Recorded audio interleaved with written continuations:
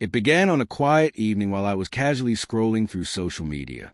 Suddenly, a post from my wife appeared on my feed. It read, "Some husbands think they can't be replaced." At first, I brushed it off, assuming it was just one of those random quotes she'd shared without much thought.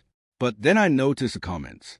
Her friends were tagging each other, laughing, and one even wrote, "If it's so replaceable, is yours available?" To my dismay, my wife responded with a laughing emoji. She didn't deny it, didn't shut it down. She played along. My chest tightened as I kept reading. Another friend went as far as asking if I was up for grabs, and instead of defending me, she encouraged the joke. It was humiliating. My own wife had turned me into entertainment for her friends. I closed the app, but the sting lingered. A seed of betrayal had been planted. That night, I asked her gently why she would post something like that and allow her friends to make such comments about me. She shrugged and said I was being overly sensitive, dismissing it as just girl talk. But I knew better. A woman who truly respected her husband would never treat him as a punchline of a joke. In the days that followed, my suspicions only grew. She seemed distracted, glued to her phone, smiling at messages I knew weren't from me. When I asked, she insisted it was just her friends chatting. Still, something deep inside told me otherwise. So I stayed quiet and decided to gather proof instead of rushing to accuse. One evening, she left her phone on the couch before heading to shower. A message popped up from the same friend who had joked about me being available. It read, "So, are you done with him yet? Or should I take my chance?" My heart sank.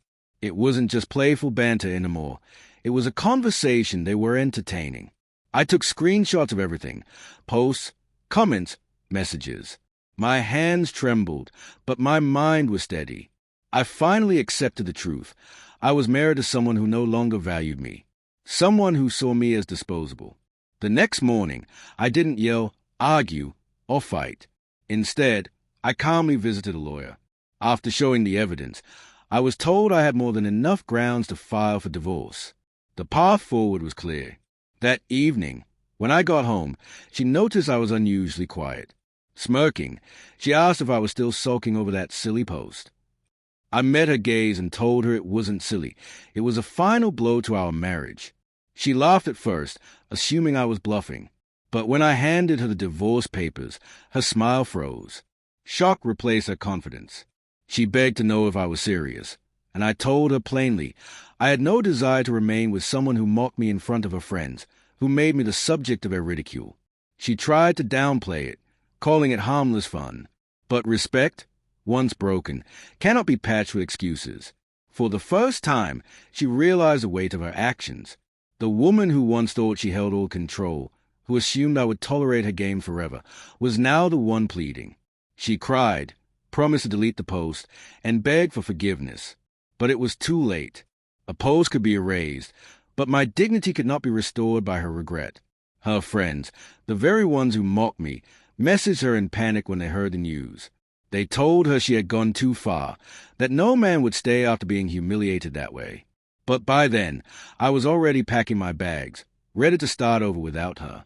She reached out to my family, hoping they could convince me to forgive her. But once I showed them the screenshots, they understood. The truth was undeniable.